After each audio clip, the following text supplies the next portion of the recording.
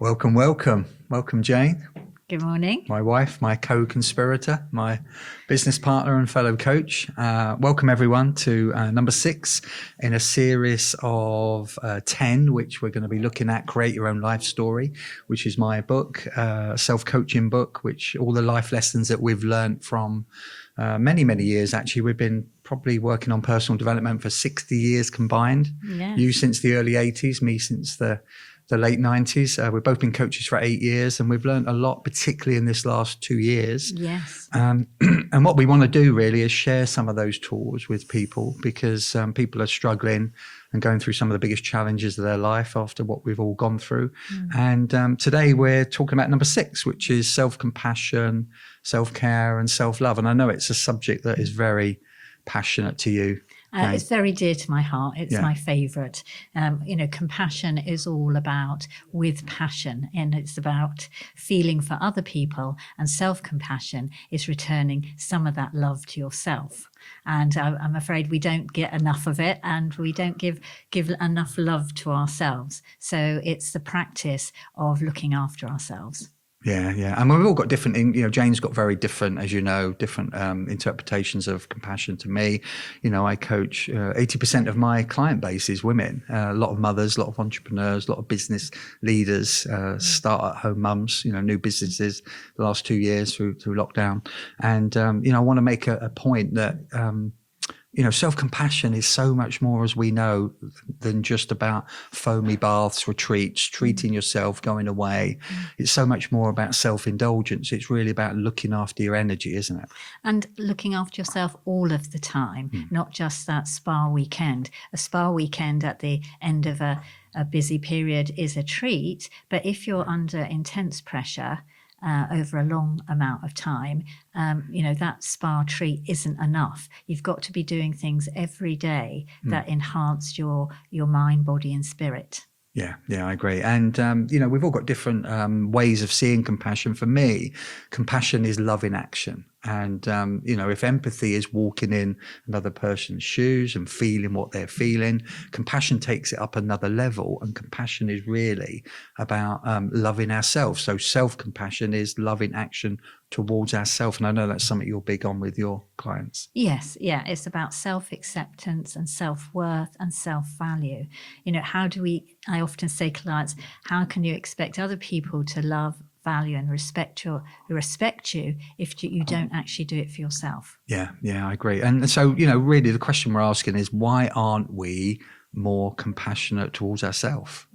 Well, I think it starts very early on. We're taught as we grow up to put other people first, that it's a good act, a good intention. And yes, that is a good act, a good intention, but it's to the level and degree that you do it. If you're always putting others first, you're emptying your own pot of energy. Yeah. So, at the beginning of the day, we've got to start thinking about, I've got so much energy, and how am I going to share that today? I think the thing that's come up for us a lot in the last few years with clients, and I'm talking about ourselves as well here, by the way, we're not immune to this. We're not robots just because we're coaches and we've got all the tools. Absolutely not. Far from it. We've had our ups and downs. But, really, it's about making sure that we can't give away energy that we haven't got. Yes. We can't pour from an empty Cup. jug, as we often say. And, we've got to, first of all, before we start respecting others and giving to others and giving energy we haven't got, leading to compassion fatigue, we've got to actually start respecting our own energy levels, haven't we? That's it. And it's very much based on our perceptions, as I said just now, is, how we're brought up to think, putting other people first. And, we get a certain amount of praise for being a good person. But, the self-sacrificing mum is, although a wonderful thing to always put your children first and protect them, and that's right. Yeah. But if we give it all away, we're actually not just doing harm to ourselves, we're actually doing harm to our children, because we're showing them how to be in the world. And if we're just treating ourselves as a doormat, they're going to emulate that and copy that. So we need to teach them how to manage and not waste their energy. Yeah. don't you think? Yeah, I do. And, you know, the reason we're not compassionate to self is we've been conditioned, as we know, from early age to be a good boy, to be a good girl, to put everyone else's first. Well, that is commendable. But the problem is if you're empty and your tank is just got nothing left in it, you know, actually you're not really present, are you? You're not really sort of engaged with everyone. You know, so, you know, I suppose the next question would be, what happens if we neglect to give ourselves self-compassion and self-care? Well, we can turn it inwards, and we can sort of beat ourselves up, and we can, you know, start feeling resentful against the world as well. We resent ourselves for not showing up and looking after ourselves, and we also resent the world. Sort of, well, where's my payback? You know, and you might become a bit of a martyr. You might get jealous of other people, might feel envious. Oh, it's all right for them, and start comparing. But, you know, actually, you know, or we might turn to maladaptive behaviors like, you know, addictions. You know, we try to treat ourselves with the wrong things. Yeah. Like too much wine, too much chocolate, you know, guilty as charged at times. But Can't say I've noticed. You know, I notice, that is my awareness, is I notice when I start wanting to treat myself a little bit more, you know, am I treating myself in the best way? Maybe I need to say, we need to book a break, Bill, or, you know, rather than, you know, I've got to numb these feelings of stress I'm feeling by, you know, having an extra glass of wine. That's a good point, actually, because I think what I notice in myself is my good habits start to fall apart. My good behaviors, my good traits, you know, my habit tracker, you know, food's always coming in, isn't it? You know, when we sort of lose our compass, and addictions are another problem, and dangerous behavior. I see it in all of my clients when they stop giving themselves love, self-compassion, self-care, you know, all of these things start to show up. And I think that, you know, the martyr, you made a good point about the martyr, you know, but look at me. And martyr's got a double-sided edge to it, isn't it? Because what we see with a lot of martyrs is they start to get very envious of other people over there that are living a better life or seem to have it together and are not so stressed. And we see it in the workplace, and we see it in home life, because our coaching clients are bringing their stories and dramas and challenges to the sessions all the time. And I think you know, if you notice in yourself, I would talk to anyone watching this and listening to this, you know, if you start noticing yourself start to get very envious, very jealous, very pointy, blamey, complainy, judgy, they are great markers, aren't they, to say that you're not giving yourself enough love. And, you know, nobody lives a perfect life. It might look like it on the outside, but that person that is striving to be perfect all the time, they're suffering too if they're not being in balance, if they're not harmonizing work, rest and play. You know, if you're all work, you become a workaholic, and you know, the stress, if you're not giving to yourself and giving compassion to yourself, you're going to burn out. You know, you've got to play and express yourself in different ways. It doesn't all mean lying on the sofa and peeling grapes and eating grapes. It's you know, that's enough of your life, darling. Like I give to you every day. But you know, sometimes, you know, it might be being a volunteer. You know, that is showing compassion to other people, but it's also giving you sort of self-compassion, because it gives you self-worth and self-acceptance and self-value. Yeah. And I think other things that I find, you know, when we're neglecting is we start to become oversensitive. Is a big one. I notice that in clients and myself, by the way. We become easily triggered, tetchy. You know, great Snappy. word, nearly as good as maladaptive word of the day that you used. Tetchy, snappy. So relationship issues, you know, we notice that if we're not giving ourselves love, we start to point that anger out on and blame everyone else. We get very projecting, don't we? We blame everyone else for our stuff. Because we're just getting that very sort of oversensitive.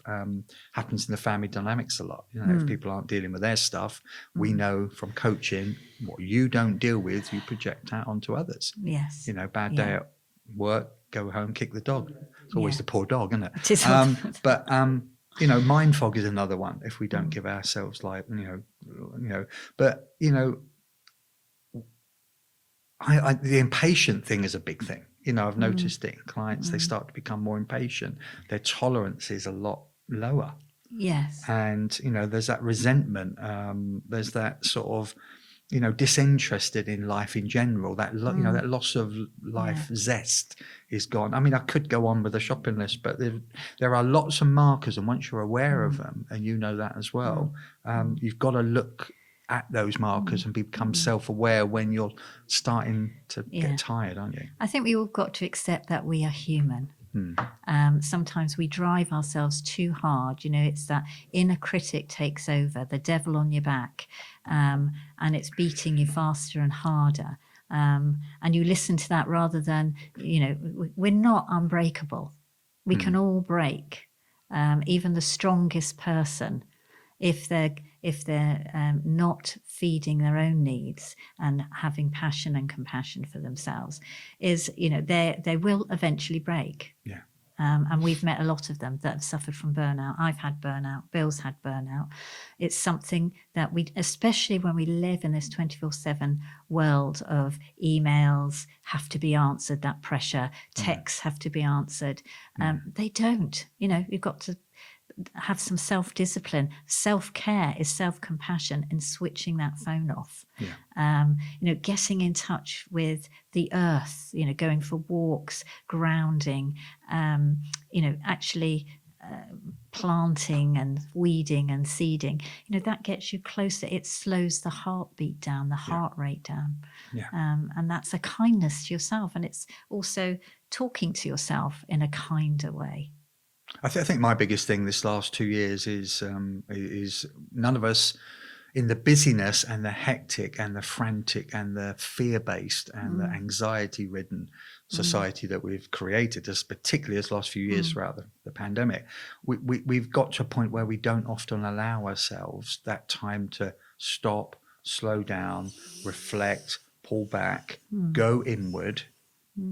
Our friend Rory calls checking in with yourself, because there you will start to realize what's not working for you, where your body's anxious, where your muscles are tight, and I think where your self-care is not showing up. So I think, you know, for me, that big thing over this last few years is giving yourself time to just slow down, work with your journal, and it often we know what's not working in our life. We know where we're not being self-compassionate and self-caring and self-loving. For most people to say, oh, I don't know, all they need to do is start slowing down and listening to their body.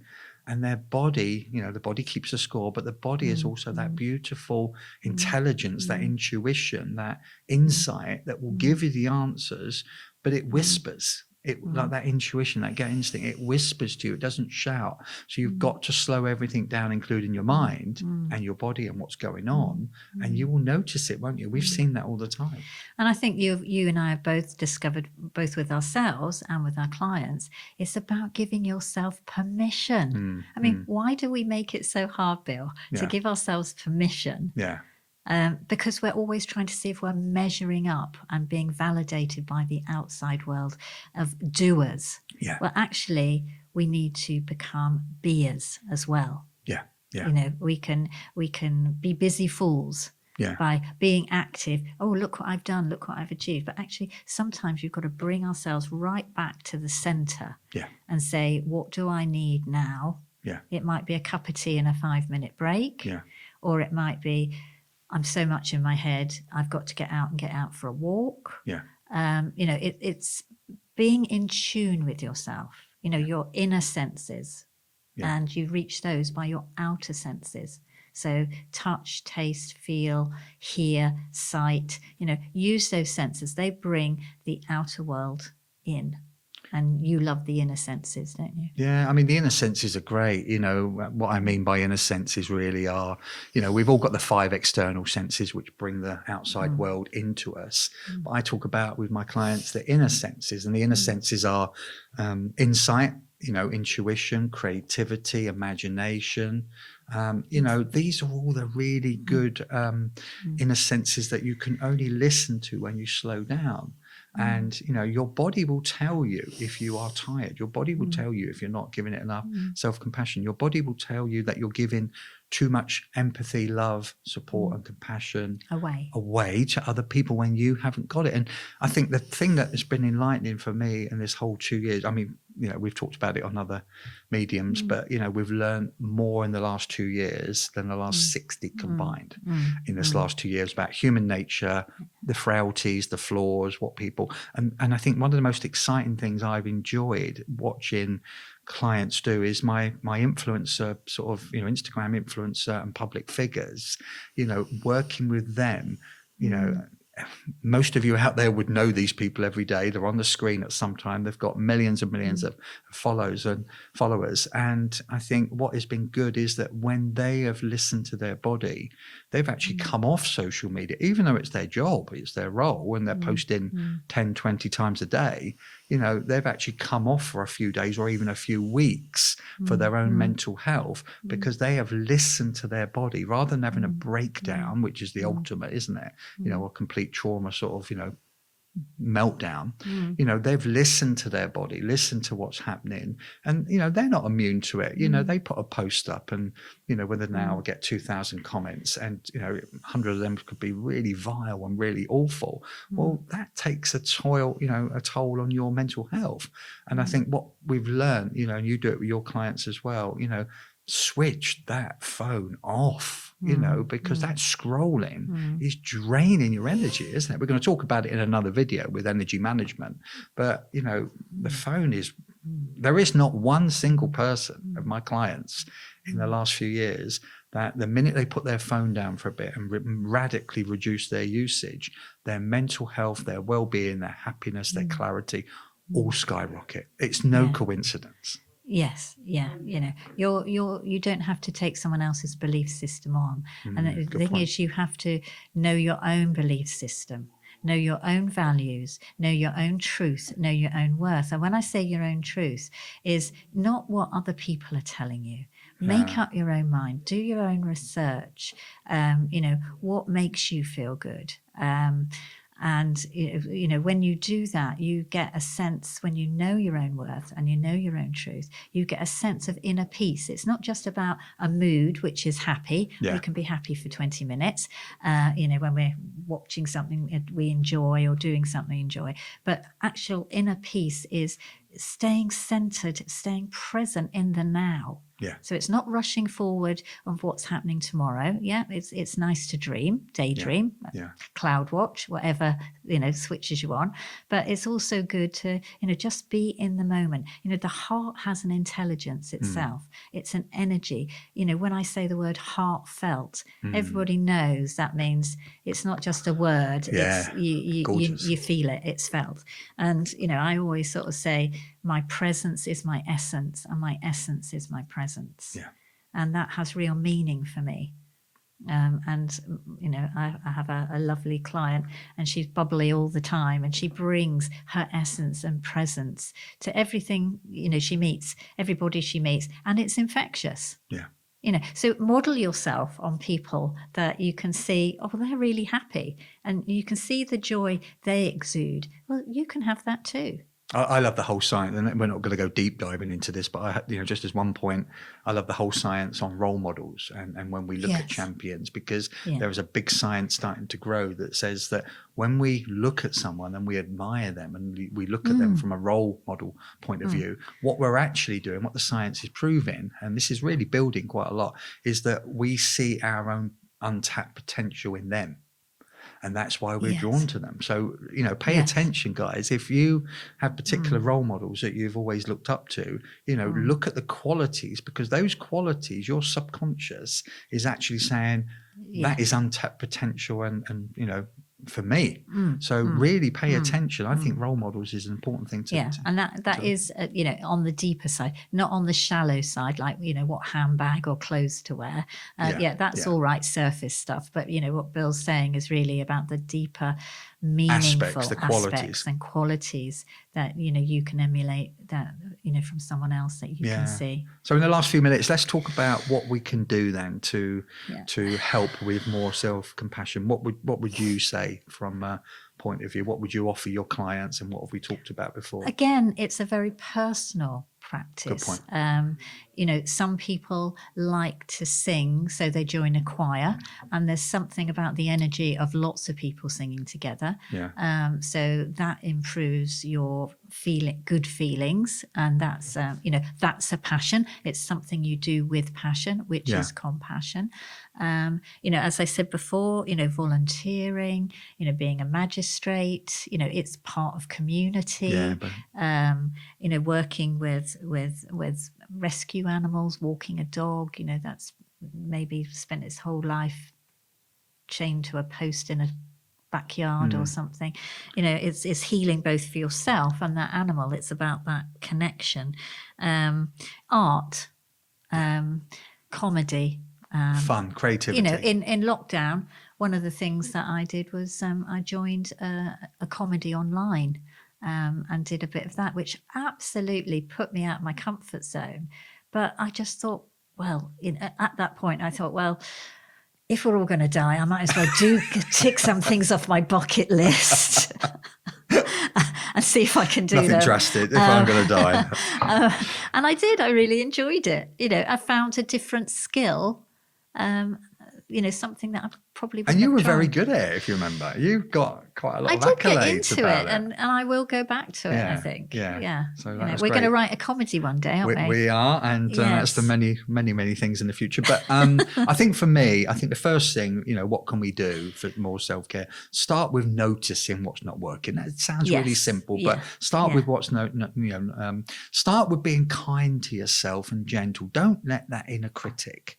That, you're not a good enough mother, you're not a good enough wife, you're not a good enough husband, you're not a good enough leader, you're not a good enough sort of, whatever that inner critic is telling you, you're not good enough at, shut it down, turn the volume down on that and turn the volume up on your inner coach. Get grateful and look at your strengths, and I think, what we need to do is start looking at what's missing. What are you not giving yourself as far as your needs go? Now we've got pages and pages of stuff that we've collected over the years about where people aren't adhering to and feeding their needs, their emotional needs, their spiritual needs, their needs to be wanted and contributing and purpose, passion.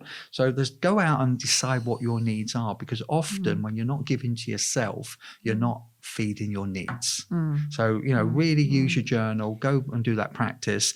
Another one is sometimes, and we've noticed this in pandemic, sometimes people just need to be alone. They just need space. They're thinking. They do, because they need to escape from both life and people. It's almost like they need their own space, and we've noticed that introvert quality coming in more than ever before. So something's going on, isn't it? I mean, you've noticed it in your clients. Yeah.